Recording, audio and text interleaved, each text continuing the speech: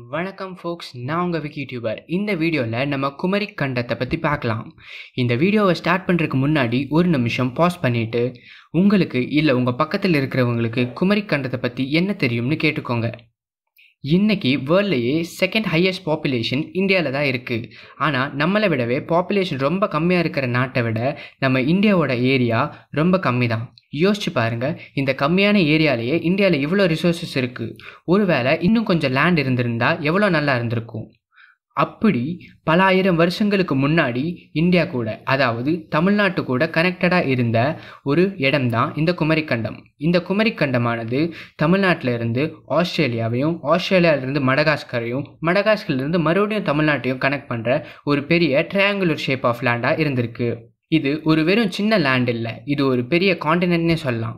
அவ்வளோ பெரிய ஒரு காண்டினென்ட் எப்படி மொத்தமாக கடலுக்குள்ளே போச்சுன்னு ரிசர்ச் பண்ணி பார்த்தா இந்த இடத்துல மட்டும் மொத்தம் 72 சுனாமி வந்திருக்குன்னும், அதில் 3 தடவை இது மொத்தமாக கடலுக்குள்ளே மூழ்கி மறுபடியும் கடல் உள்வாங்கியிருக்குன்னு சொல்கிறாங்க.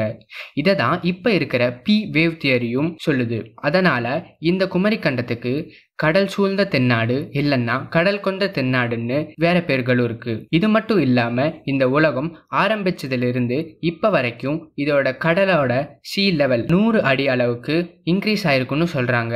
அதனால தான் இது கடலுக்குள்ளே போயிருக்கலாம்னு சொல்கிறாங்க. ஒருவேளை அப்படியே போயிருந்தாலும் இது கொஞ்சம் கொஞ்சமாக தான் போயிருக்கணும். ஆனால் இது வெறும் ஒரே செகண்டில் நடந்திருக்கு. இது எப்படின்னு யோசிச்சா இதுக்கு சிலப்பதிகாரத்தில் தான் ஒரு சான்று இருக்குது. வடிவேல் எரிந்த வான்பகை போராது அப்படிங்கிற லைன் குமரிக்கண்டத்துக்கு என்ன ஆயிருக்கும் அப்படிங்கிற ஒரு கிளியரான ஐடியாவை கொடுத்துருக்கு. ஆனால் இந்த ஐடியாவை வெளியே சொன்னால் இது வெறும் ஒரு தமிழ் புக்கில் தான் இருக்குது, இதெல்லாம் ப்ரூஃபாக எடுத்துக்க முடியாதுன்னு சொல்கிறாங்க. சிலப்பதிகாரத்தில் என்ன சொல்லியிருக்காங்கன்னா, வடிவேல் எரிந்த வான்பகை, அதாவது வானத்திலிருந்து ஒரு பெரிய கல் வந்து இந்த இடத்து மேலே விழுது.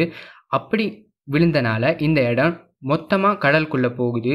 அந்த தண்ணி வந்து இந்த இடத்த மூடிடுதுன்னு சொல்கிறாங்க.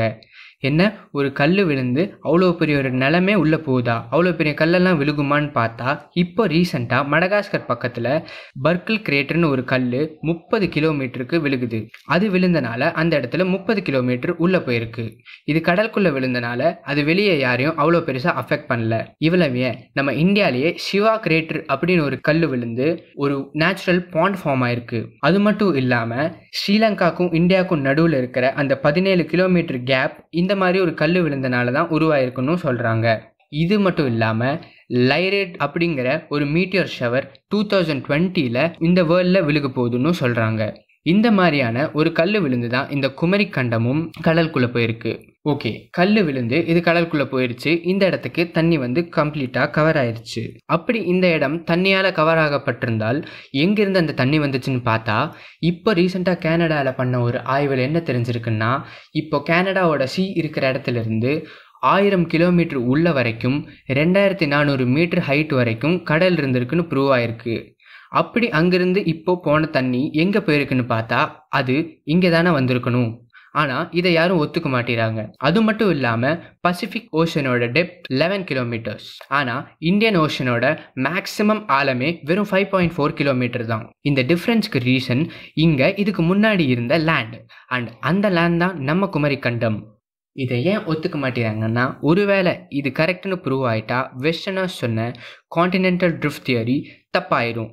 அண்ட் முதல் மனிதன் பிறந்த இடம் ஆஃப்ரிக்கான்னு சொல்லிட்டு இருக்காங்க. ஆனால் ஒருவேளை இந்த குமரிக்கண்டம்னு ஒரு இடம் இருந்தது ப்ரூவ் ஆயிடுச்சுன்னா முதல் மனிதன் பிறந்த இடம் ஆஃப்ரிக்காவாக இருக்காது, அது கூட நம்ம குமரிக்கண்டமாக ஆயிரும். அண்ட் முதல் மனிதன் ஒரு தமிழன் ஆயிடுவான். முதல் மனிதன் பேசின மொழியும் தமிழாயிரும். இப்படி இங்கே இருந்த குமரிக்கண்டம் ராமாயணத்துக்கும் மகாபாரதத்துக்கும் முன்னாடியே இருந்திருக்குன்னு சொல்கிறாங்க. அப்போவே அங்கே இப்போ நம்ம இருக்கிறத விட பல மடங்கு அட்வான்ஸ்டாக இருந்திருக்காங்க. அதனால தான் 72 சுனாமி வந்தப்பவும் அவங்களால அங்கேருந்து தப்பிக்க முடிஞ்சிருக்கு. இவ்வளவு ஏன், அவங்களுக்கு ஏலியன்ஸ் கூட கனெக்ஷன் இருந்திருக்கலான்னு சொல்கிறாங்க. இது மட்டும் இல்லாமல் புறநானூரில் வளவன் ஏவா வானூர்தி அப்படிங்கிற ஒரு லைன் இருக்குது. அதோட மீனிங் டிரைவர் இல்லாத ஒரு ஃப்ளையிங் ஏர்கிராஃப்ட். அதாவது இன்றைக்கி நம்ம சொல்லிட்டு இருக்கிற ஆட்டோ பைலட் சிஸ்டம் கூட அன்னைக்கு இருந்த குமரிக்கண்டத்தில் இருந்திருக்கு. ஆனால் இது புறநானூறுன்னு ஒரு புக்கில் தான் இருக்குது. இதெல்லாம் ப்ரூஃபாக எடுத்துக்க முடியாதுன்னு சொல்லி இதையும் ஒதுக்கி வச்சிடுறாங்க. அப்படி இருந்த குமரி கண்டத்தில் நிறையவே ரிசோர்ஸஸ் இருந்திருக்கு. நம்ம இன்னைக்கு காஸ்ட்லியாக பார்க்குற டைமண்ட், கோல்டு எல்லாம் கூட அப்போ அங்கே ரொம்ப சீப்பாக ஈஸியாகவே எல்லாத்துக்கும் கிடச்சிருக்கு. இவ்வளவு ஏன், அவங்கள சிலர் வார்ம் ஹோல்ஸில் கூட ட்ராவல் பண்ணியிருக்கலாம்னு சொல்கிறாங்க. சரி, இவ்வளவு மக்கள் இருந்திருக்கலாம். ஆனால் அப்படி அங்கே மக்கள் இருந்திருந்தா அவங்களுக்கு ஒரு தலைவன் இருந்திருப்பான்ல. அவன் யாருன்னு பார்த்தீங்கன்னா, அப்போது அந்த இடத்த பாண்டியர்கள் தான் ஆட்சி பண்ணிட்டு வந்திருக்காங்க. அப்படி அங்கே இருந்த முதல் பாண்டிய மன்னனோட பேர் சிவன். ஆனால் இப்போ நம்ம தெய்வமாக கும்பிட்ற இந்த சிவன் தான் அந்த சிவனான்னு பார்த்தா அதுக்கு நிறைய சான்ஸ் இருக்குது. ஆனால் கண்டிப்பாக எதுவும் சொல்ல முடியாது. ஏன்னா ஒரு பேர்லேயே வேறு வேறு ஆட்கள் இருந்திருக்கிறதுக்கும் சான்ஸ் இருக்குது. இப்படி அந்த குமரிக்கண்டம் கடலுக்குள்ளே மூழ்கப்பட்ட பிறகு முன்னாடி மலையாக இருந்து இப்போ அந்த நிலம் ஃபுல்லாக கடலுக்குள்ளே போனதுக்கு அப்புறமா நிலமான சில இடங்கள் தான் அந்தமான் அண்ட் நிக்கோபர், ஆஸ்திரேலியா, மடகாஸ்கர்னு சொல்லப்படுது. இதை ரொம்பவே சப்போர்ட் பண்ணுற மாதிரி இந்தியா, அதாவது தமிழ்நாட்டுக்கும் ஆஸ்திரேலியாவுக்கும் மடகாஸ்கருக்கும் மட்டுமே நிறைய தாவரங்கள் மற்றும் உயிரினங்கள் சேமாக இருக்குது. இதுக்கு இன்னொரு எக்ஸாம்பிள், லெமுர் அப்படின்னு சொல்லப்படுற ஒரு அனிமலோட போன் இந்தியாலையும் மடகாஸ்கர்லையும் பப்புகினியாலையும் கிடச்சிருக்கு. அந்த 3 போனுமே பர்ஃபெக்டாக மேட்ச் ஆயிருக்கு. இது கண்டுபிடிக்கப்பட்டதுக்கு அப்புறமா லெமுர் அப்படிங்கிற விலங்கு வாழ்ந்த இடமா சொல்லப்படுற இந்த நிலத்துக்கும் லெமூரியான்னு பேர் வச்சிடுறாங்க. அதனாலேயே குமரிக்கண்டத்துக்கு லெமூரியான்னு இன்னொரு பேரும் வந்துடுது. அது மட்டும் இல்லாமல் இன்றைக்கும் ஆஸ்திரேலியாவில் பழங்குடி மக்கள்னு சொல்லப்படுற ஆயுக்குடி மக்கள் இன்னைக்கு வரைக்கும் தமிழ் தான் பேசுகிறாங்க. அவங்க எல்லாம் தமிழ்நாட்டிலேருந்து போன தமிழர்கள் இல்லை, பல தலைமுறைகளாகவே அங்கேயே இருக்கிற தமிழர்கள். அதுக்கு அர்த்தம், நடுவில் இருந்த நிலம் அழிஞ்ச காரணத்தினால அங்கே இருந்து வெவ்வேறு திசைகளில் குடிபெயர்ந்த மக்கள் தான் அவங்க. அதே மாதிரி ஆப்பிரிக்காலையும் இன்னும் கொஞ்சம் இடங்களில் சரியான இலக்கணம் இல்லாத தமிழ் பேசுகிற கொஞ்சம் மக்களை பார்க்கலாம்.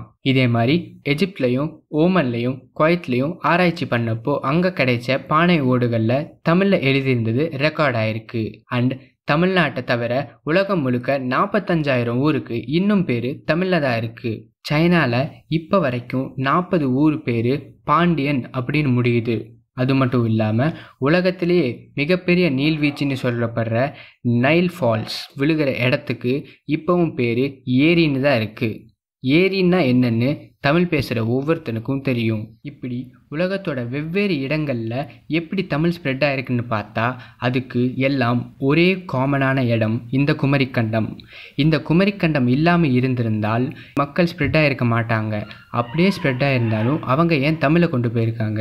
இதுதான் இதோட ஒரு பெஸ்ட் ப்ரூஃப்னு சொல்லலாம். ஆனால் இவ்வளவு சிறப்பு இருந்தாலும் இந்த இடத்த ஏன் நம்ம இந்தியன் கவர்மெண்ட் இன்னும் ரிசர்ச் பண்ணாமல் இருக்குன்னா அதுக்கு 2 ரீசன்ஸ் இருக்குது. ஒன்று, ஒருவேளை இந்த ரிசர்ச் பண்ணி ரிசல்ட் வெளியே வந்தால் தமிழ் தான் முதல் மொழின்னும் தமிழர்கள் தான் முதல் மனிதர்கள்னும் ப்ரூவ் ஆயிரும். அந்த ஒரு விஷயத்த வெஸ்டர்ன் கண்ட்ரி பீப்புள்ஸ்க்கு ஏற்றுக்கிறது ரொம்ப கஷ்டமாக இருக்கும். அவங்கள பொறுத்த வரைக்கும் இந்தியன்ஸோட ஸ்டோரி எப்போவுமே ஒரு ரேக்ஸ் டு ரிச்சஸ் ஸ்டோரியாக தான் இருக்கும். ஸோ அவங்களுக்கு நம்ம இவ்வளோ ஒரு ஹை கிளாஸில் இருந்த மக்கள்னு சொன்னால் அதை ஒத்துக்கிறது ரொம்பவே கஷ்டமாக தான் இருக்கும். வெஸ்டர்ன் கண்ட்ரிஸ் பீப்புளை விடுங்க, இந்தியன்ஸ்லேயே சிலருக்கு கூட தமிழை ஃபஸ்ட்டுன்னு சொல்கிறது ரொம்பவே கஷ்டமாக இருக்கும்.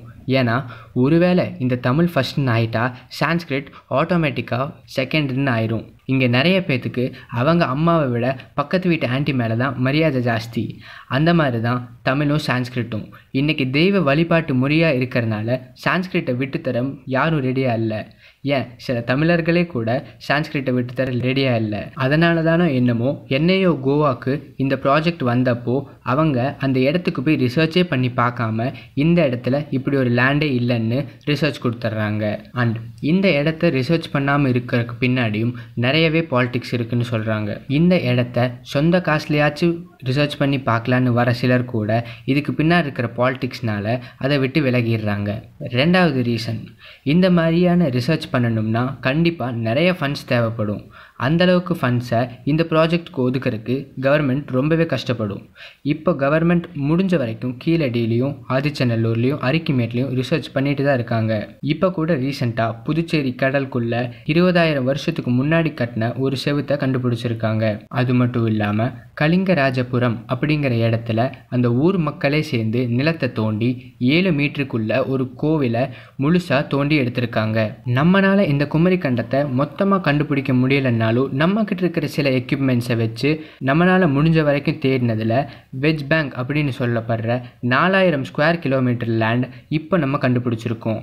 இதுவே ஒரு பெரிய கண்டுபிடிப்புன்னு தான் சொல்லணும். இதே மாதிரி கண்டினியூஸாக நம்ம இந்த ரிசர்ச்சை பண்ணோம்னா நம் தமிழர்களோட புதைக்கப்பட்ட மற்றும் மூழ்கடிக்கப்பட்ட வரலாற்றுகளை ஈஸியாக வெளியே கொண்டு வர முடியும். அப்படி இதெல்லாம் வெளியே வரணும்னா நம்ம இதை மறக்காமல் இருக்கணும். இந்த குமரிக்கண்டத்தை பற்றியும் வெஜ் பேங்கை பற்றியும் உங்களுக்கு தெரிஞ்ச கொஞ்சம் பேர்கிட்டையாவது நீங்கள் பேசுங்க. இந்த வீடியோவை உங்களுக்கு தெரிஞ்சவங்களுக்கு ஃபார்வர்ட் பண்ணுங்கள். இதை பற்றி ஒரு நாலேஜ் எல்லாருக்கும் வந்தால் தான் இந்த குமரிக்கண்டம் மறைக்கப்பட்டாலும் மறக்கப்படாமையாச்சும் இருக்கும். இந்த வீடியோவில் நான் ஏதாவது தப்பாக சொல்லியிருந்தால் மன்னிச்சிருங்க. அண்ட் ஆல்சோ நான் நெக்ஸ்ட் எதை பற்றி பேசணும்னு கமெண்ட் பண்ணுங்கள். தேங்க்யூ மக்களே.